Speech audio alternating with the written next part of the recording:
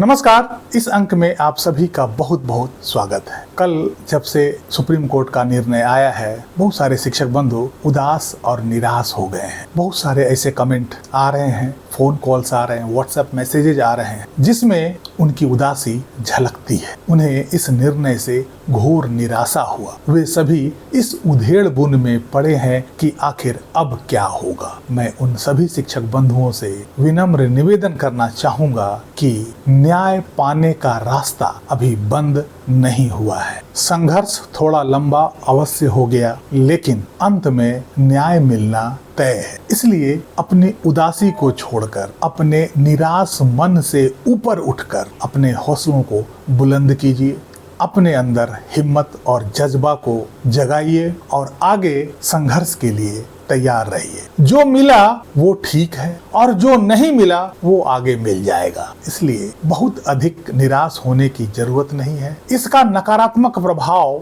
अपने दिमाग पर डालने की कोई आवश्यकता नहीं है। अभी आपके पास काफी वक्त है और काफी रास्ते भी हैं। अब बहुत सारे शिक्षक बंधुओं को यह सुनना भी अच्छा नहीं लग रहा होगा कि सभी को न्याय मिलेगा, लेकिन सच्चाई और न्याय की जीत अवश्य होती है। देश के 25 लाख शिक्षकों का भविष्य इस तरह से अंधकार में नहीं छोड़ा जा सकता है। इसके लिए अंतिम क्षण तक और अंतिम दांव तक हमें अपने न्याय के लिए लड़ाई लड़नी पड़ेगी, तो हमें मंजूर है। लेकिन सभी शिक्षक बंधुओं को न्याय चाहिए। कल जैसे ही मैंने अपना वीडियो फिनिश किया, उसके बाद ही सुप्रीम कोर्ट के साइट पर रिव्यू पिटीशन का आदेश रिफ्लेक्ट हुआ। फिर मेरे पास इतना समय नहीं था कि आदेश को पढ़कर मैं दोबारा वीडियो बनाऊं और फिर अपलोड करूं। मुझे कुछ और भी काम निपटाने थे, इसलिए मैंने सोचा कि अभी इस पर तो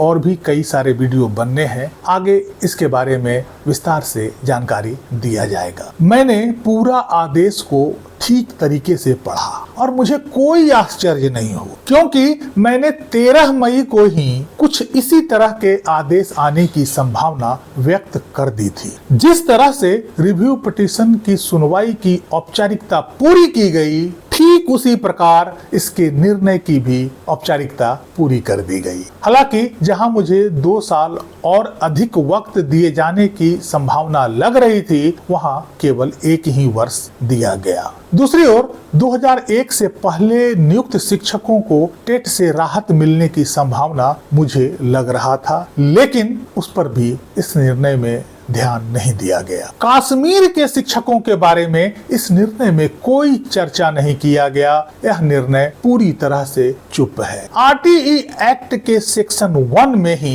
यह स्पष्ट रूप से कहा गया है कि एक्सेप्ट जम्मू एंड कश्मीर, अर्थात यह कानून जम्मू एंड कश्मीर को छोड़कर देश के सभी राज्यों में 1 अप्रैल 2010 से लागू होगा। जब इस एक्ट में 2017 में संशोधन किया गया, उस समय भी यह जम्मू एंड कश्मीर पर लागू नहीं होता था, क्योंकि जम्मू एंड कश्मीर को धारा 370 के तहत स्पेशल राज्य का दर्जा मिला हुआ था। तो आखिर किस आधार पर जम्मू एंड कश्मीर के शिक्षकों के ऊपर इस कानून की बाध्यता को लागू कर दिया गया? जम्मू एंड कश्मीर में 31 अक्टूबर 2019 के बाद आरटीई एक्ट लागू हुआ। यदि हम 2017 के संशोधन को आधार मानते हैं या उसमें लिखी गई बातों पर भरोसा करते हैं और जो कंफ्यूजन एवरी टीचर और सभी शिक्षकों से लगाया जा रहा है उसकी भी बात करते हैं, तो यह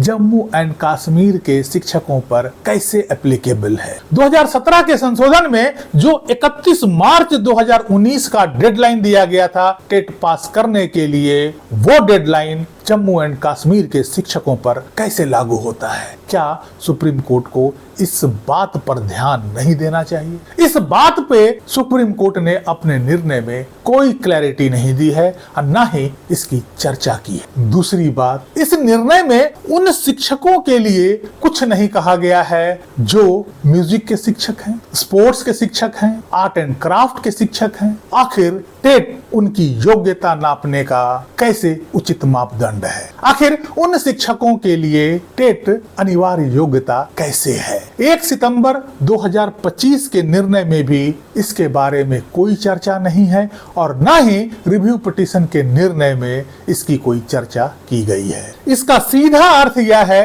कि रिव्यू पिटीशन में जो भी मुद्दे, जो भी सवाल उठाए गए थे, उन सभी मुद्दों को कंसिडरेशन में नहीं लिया गया। यदि सभी रिव्यू पिटीशन में उठाए गए सवालों का ठीक से विवेचना करते हुए निर्णय दिया जाता तो शायद इन सभी का भी जिक्र निर्णय में अवश्य होता। इसका सीधा अर्थ है कि सभी रिव्यू पिटीशन को ठीक से पढ़ा ही नहीं गया। जम्मू एंड कश्मीर के शिक्षकों द्वारा जो इंटरलोकेटरी एप्लीकेशन लगाया गया था और उसमें उन राज्यों के मुद्दों को उठाया गया था, उस पर सुप्रीम कोर्ट का कोई ध्यान नहीं गया। ना ही म्यूजिक शिक्षक, स्पोर्ट्स शिक्षक और आर्ट एंड क्राफ्ट के शिक्षकों के लिए जो प्रश्न उठाए गए थे उस पर भी सुप्रीम कोर्ट ने कोई ध्यान नहीं दिया। कुल मिलाकर यह कहें कि सुप्रीम कोर्ट ने निर्णय देने में एक औपचारिकता ही निभाई है। जहां सुप्रीम कोर्ट फंसती नजर आ रही थी, उन बिंदुओं को टच ही नहीं किया गया। यह निर्णय जो 29 मई को दिया गया है वो 13 मई को ही दिमाग में फ्रेम कर लिया गया था। 29 मई को इसका केवल मूर्त रूप दिया गया। कुल मिलाकर यह कहें कि 1 सितंबर 2025 के निर्णय में न्याय के जिस प्राकृतिक सिद्धांत ऑडी अल्ट्रम पार्टम का उल्लंघन किया गया था, जिस कारण से उस निर्णय पर एक दाग लगा हुआ था, रिव्यू पिटीशन का ओपन कोर्ट में सुनवाई करने का अवसर देकर उस दाग को धोने का प्रयास किया गया। उस दाग को मिटाने का औपचारिकता मात्र किया गया है। इस निर्णय में भी इस बात का जिक्र किया गया है। इस निर्णय में जो मुख्य बातें की गई है उस पर एक नजर डाल लेते हैं। आपके स्क्रीन पर भी यह दिख रहा होगा। Extension of timeline under article 142 of the constitution, the court Altered and extended the timeline granted in paragraph 217 of the Anjuman judgment from 2 years to 3 years। अर्थात 1 सितंबर 2025 के निर्णय में जो 2 साल का वक्त दिया गया था टेट पास करने के लिए, उसे बढ़ाकर 3 साल कर दिया गया। Number 2, new deadline in service teachers must now acquire the TET qualification by 31st August 2028 instead of the previous deadline of August 31st 2027। अर्थात अब सभी शिक्षकों के पास 31 अगस्त 2028 तक टेट पास करने का अंतिम अवसर दिया गया है। तीसरा है no further extension. The court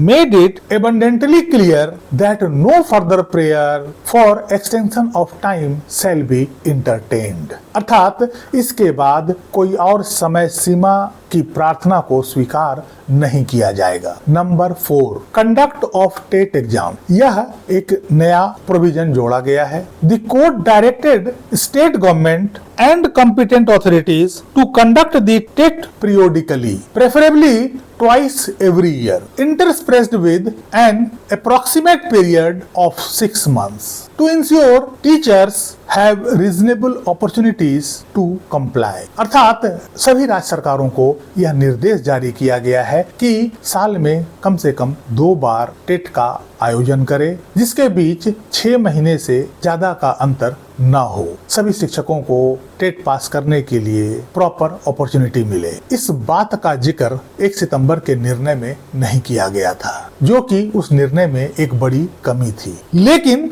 यहाँ यह नहीं स्पष्ट किया गया कि वैसे शिक्षक जिनकी नियुक्ति क्लास 12th के बेस पर किया गया है, या वैसे शिक्षक जिनको मृतक आश्रित कोटे में शिक्षक की नौकरी दी गई है, क्या उन शिक्षकों को टेट एग्जाम देने के लिए 2 साल का वक्त सफिशिएंट होगा, या वैसे शिक्षक अपनी उसी शैक्षणिक योग्यता के आधार पर टेट के लिए पात्र होंगे या नहीं, इस संबंध में इस निर्णय में कुछ नहीं कहा गया। इसका सीधा अर्थ यह है कि सभी राज्यों में शिक्षकों के नियुक्ति की बैकग्राउंड को ही ठीक से नहीं समझा गया है। यह निर्णय पूरी तरह से शिक्षकों को निराश करने वाला है और इसमें शिक्षकों को कोई राहत नहीं मिली है। इस निर्णय से राहत मिलने की जो बड़ी बड़ी बातें की गई थी, सब बकवास साबित हुआ। जब मैंने 13 मई को ही इस तरह के निर्णय आने की संभावना व्यक्त की थी तो बहुत सारे शिक्षकों को मेरी बात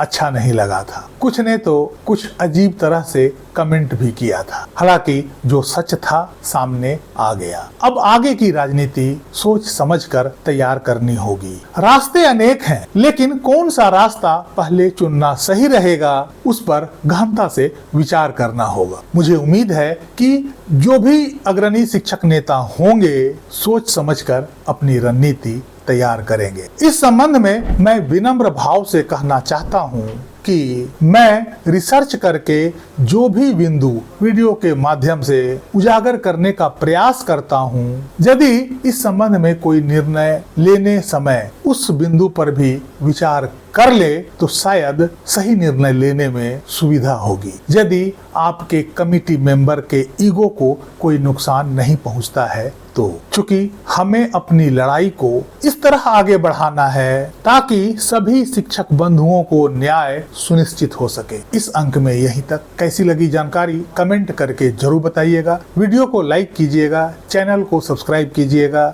मिलते हैं अगले अंक में, तब तक के लिए जय हिंद, वंदे मातरम।